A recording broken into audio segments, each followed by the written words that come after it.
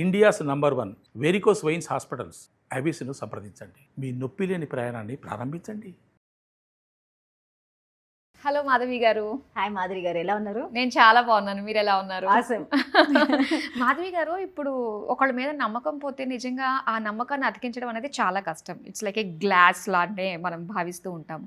So ఇప్పుడు ఒక రిలేషన్షిప్లో మనం ఉన్నప్పుడు దాన్ని తెంచుకోలేని బంధం అయినప్పుడు, ముఖ్యంగా wife and husband relation, so అది తెంచుకుందామంటే మనకి పిల్లలు ఉంటారు, వాళ్ళ గురించి అన్నా మళ్ళీ అతికించుకుని ఉండాలి. నిజంగా అది పాసిబుల్ అవుతుందంటారా? లైఫ్ లాంగ్ పిల్లల గురించి ఆ పోయిన నమ్మకాన్ని ఎలాగో ఒకలా కాంప్రమైజ్ అవుతూ ఆ లైఫ్ని లీడ్ చేయడం అనేది చాలా కష్టము.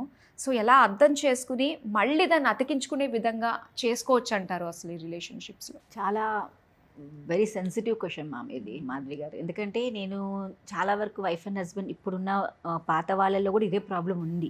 ఇప్పుడు మీరు ఎక్కడ తీసుకున్నా, టు బీ ఫ్రాంక్, ఇప్పుడుకున్న చాలా మంది జనాల్లో పెద్ద మాట్లాడతాం, కానీ ఒక్కసారి పెడితే ఎంతమంది మీ హస్బెండ్స్ మీరు మీ భార్యలతో సుఖంగా లేరని ఒక్కసారి హ్యాండ్ రైజ్ చేయమంటే చేస్తారు 100 మంది 99 మంది హ్యాండ్ రైజ్ చేస్తారు.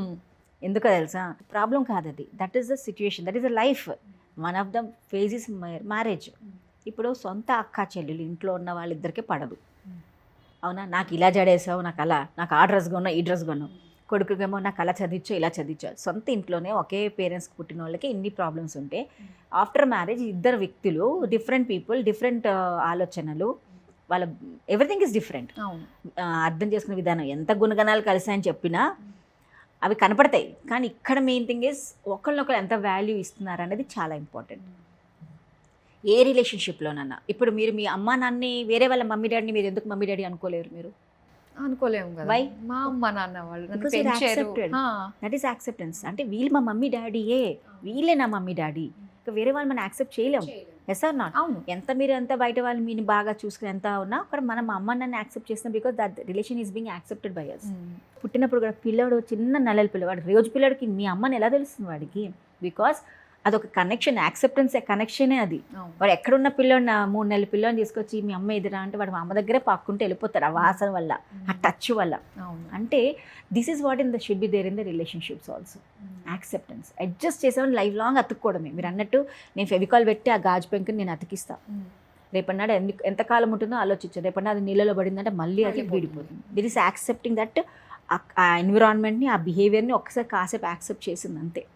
బట్ ఎప్పుడైతే ఎన్విరాన్మెంట్ మారిందో అగైన్ ఇట్ గాట్ బ్రోకన్. అవునా కాదా? ఆ ఉన్న విధానం. అలాగే మనం కూడా వైఫ్ అండ్ హస్బెండ్ రిలేషన్షిప్లో చాలా ఇంపార్టెంట్ యాక్సెప్టెన్స్, అండర్స్టాండింగ్, ఎంపతి అని మనం అంటాం.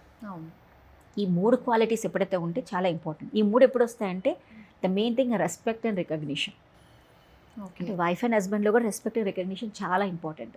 ఇప్పుడు ఏమంటారు, భార్య హస్బెండ్ ఏం చేస్తారు, పేరెంట్స్ మన బయట ఉన్న వాళ్ళు, ఆవరే నీ భార్య మాట ఎందుకు వినాలిరా నువ్వు అంటకటగా అంటారు. మళ్ళీ భార్య కూడా ఇన్నేళ్ళ నుంచి, ఇన్ని సంవత్సరాలు అండి, మన యుగం స్టార్ట్ అయినప్పటి నుంచి మళ్ళీ అమ్మ నాన్న వదులుకొని ఇంట్లో కొన్నాక నీ మాటే కదా వింటుంది.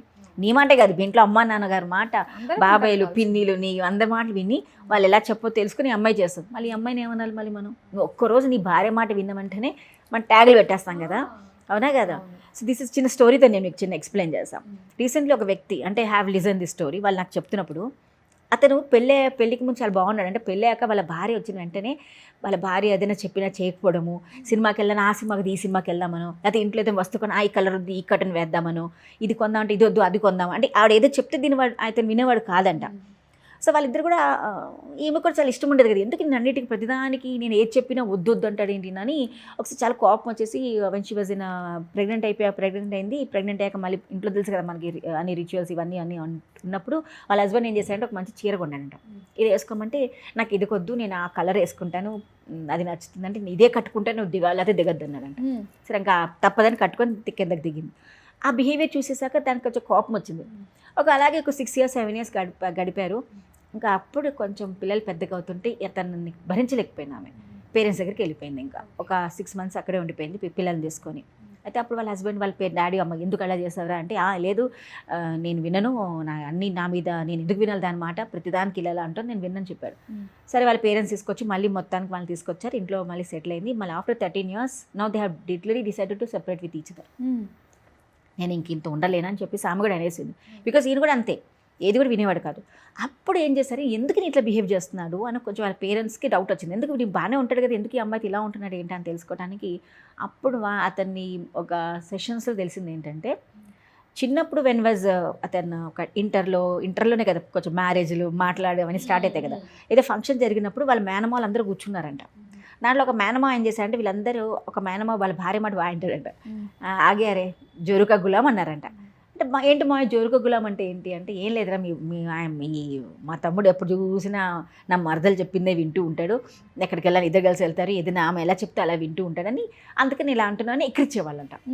సో అలా ఎక్కిరిస్తుంటే వీడికి ఏమనిపించింది, అమ్మో అయితే భార్య మాట వింటే ఇలా ఎక్కిరిస్తారా, అయిపోయింది అంటే నన్ను ఎక్కిరిస్తారా, ఎప్పుడన్నా నేను ఇలా ఉండకూడదని ఫీలింగ్ మైండ్లో పడింది.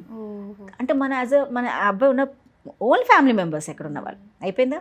అది ఎప్పుడైతే పెళ్ళయిందో మైండ్లో పెట్టుకున్నాడు, ఆమె ఏం చెప్తే నేను వినకూడదు, వింటే నన్ను మళ్ళీ జోరుగా గులామే అంటారు అన్న దాంట్లో. ఇప్పుడు రిలేషన్షిప్స్లో అయిపోయినాక ఎవరండి బాధపడేది, వాళ్ళ మేనమాలు వచ్చి బాధపడతారు, ఇప్పుడు కాదుగా వాళ్ళ పిల్లలే బాధపడుతున్నారు. ఇదంతా చూసి పిల్లలు లైఫ్ పాడవట్లేదు. ఇందాక మీరు అన్నారు, ఇలాంటి రిలేషన్షిప్స్లో ఉంటే పిల్లలు సరిగ్గా కూడా తయారవ్వరు.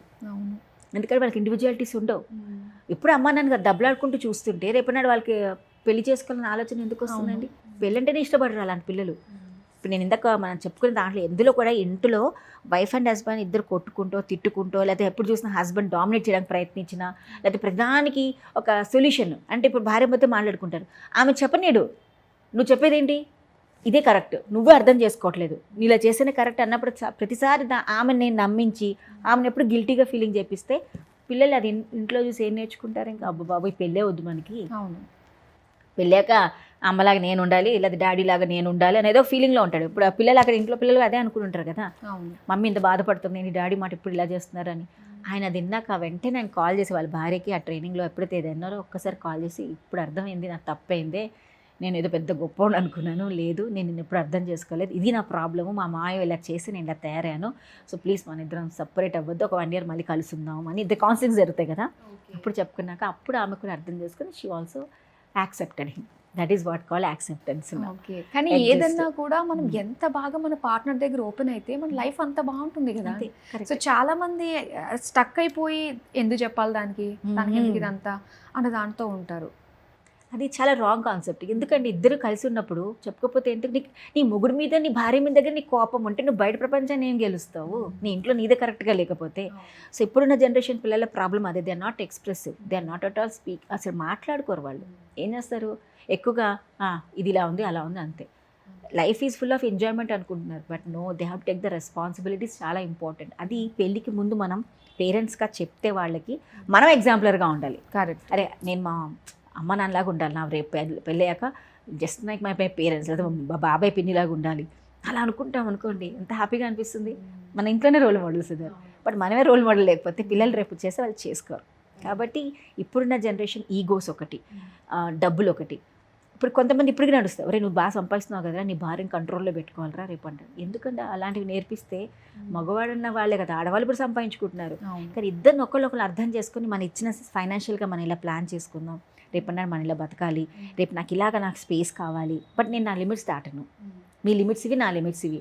మన ఇద్దరం కూడా ఎప్పుడు కూడా మన అదేంటి జోన్లోకి మన ఎంట్రీ అవ్వద్దు. నా జోన్లో నేను ఉంటా, మీ జోన్లో మీరు ఉండండి, but everything will do as a responsibility. అంటే ఇప్పుడు నాకు ఫర్ ఎగ్జాంపుల్ నాకు ఫ్రెండ్స్తో ఎంజాయ్ చేయాలనిపిస్తుంది 1 weekly once, ఆ రోజు కూడా నాకు పని చెప్పకండి, నేను వెళ్తాను మా ఫ్రెండ్స్తో. ఆయన కూడా అన్నాడు అనుకోండి, ఇప్పుడు ఇద్దరు హ్యాపీ కదా, ఆయన మాత్రం ఫ్రెండ్స్తో ఎంజాయ్ చేయొచ్చు, ఇవి మాత్రం వెళ్ళకూడదు, పిల్లలు పనమే రాలేదు, నువ్వు పిల్లలు చూసుకో, ఇదే మా ఇంట్లో పద్ధతులు లేవు. ఎవరి పద్ధతులు లేవు, ఎక్కడ పద్ధతులు లేవు. పద్ధతులు అన్ని చోట్ల మనం కరెక్ట్గా మనమే తయారు చేసిన పద్ధతులే తప్ప కొత్తగా ఏం రాలేదు. సో ఆ స్పేస్ ఇవ్వండి, అప్పుడు నమ్మకం ఏర్పడుతుంది. నువ్వు చెప్పకుండా వెళ్ళామనుకో, మా వారు ఇలా నేను ఎందుకు వెళ్ళదు, నేను వెళ్ళాను 2 రోజులు ఎక్కడికి వెళ్తున్నావు, అది స్టార్ట్. లేనిపోని గొడవలు అనుమానాలు. అది చూసేవాళ్ళు మన వాళ్ళు చాలా హ్యాపీగా ఉంటారండి, ఇలాంటి జరిగిందంటే చక్కగా నిప్పేయడానికి ఎవరో అక్కర్లేదు, ఇంటి వాళ్ళే చాలు మనకి. కాబట్టి I request wife and husband be open with each other. పెళ్ళికి ముందే కొంచెం మీ గురించి మీరు మాట్లాడుకుని తప్పలేదు. పెళ్ళాక ఏమవుతుందంటే కొంచెం గ్యాప్ ఫామ్ ఎక్కువ అయిపోతుంది, because other persons also enters in your life. So before marriage only ఒకసారి మాట్లాడుకుంటే ఉంటారు కలిసి, ఒకసారి అర్థం చేసుకుని యాక్సెప్ట్ చేసుకోండి. నా ఫర్ ఎగ్జాంపుల్ మా హస్బెండ్ నాకు సిగరెట్ తాగడం అలవాటు ఉందని చెప్పండి, నువ్వు పెళ్ళాక మానేస్తానే అని అంటాం కాదు. అక్కడ ఏవి నాకు ఒకప్పుడు కొంచెం స్ట్రెస్గా ఉంటే తాగుతా, ఎక్కువ తాగను, ఇట్స్ ఓకేనండి అనుకోండి, ఇట్స్ ఓకేనండి, but try to avoid when I get pregnant, మానేస్తే బెటర్ కదా అన్నారు అనుకోండి, అయిపోయిందా లేదా, ప్రాబ్లం సొల్యూషన్ వచ్చిందా లేదా. అంతేగాని నా భార్య తిడుతాను కిందకి వెళ్ళి తాగడం పైకి వెళ్ళి తాగితే హెల్త్ పాడవుతుంది, హెల్త్కి అతను స్ట్రెస్ ఫామ్ అవుతుంది. ఎక్కడ వచ్చేస్తుందో కదా, ఇక్కడ అతను సిగరెట్ పోతే ఆ ఎంజాయ్ కూడా చేయలేదు కదా. సో అలా అని చెప్పి నేను తాగమని చెప్పాను. అంటే ఓపెన్ గా చేయడం తప్పులేదు దాంట్లో. Be with your wife. Wife is nothing a person, ఒక న్యూ పర్సన్ కాదు, she's half of you.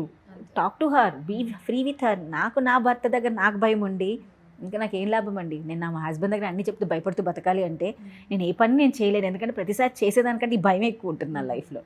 So wife and husband be open with each other, కానీ ప్రాపర్గా ఏంటి clarity and communication is important. Correct. Then any relationship will be హ్యాపీగా ఉంటుంది. ఈ whole వీడియోకి ఒక చిన్న మాట సరిపోతుంది, clarity, no confusion, communication. Super. So ఖచ్చితంగా ఉండాల్సిందే.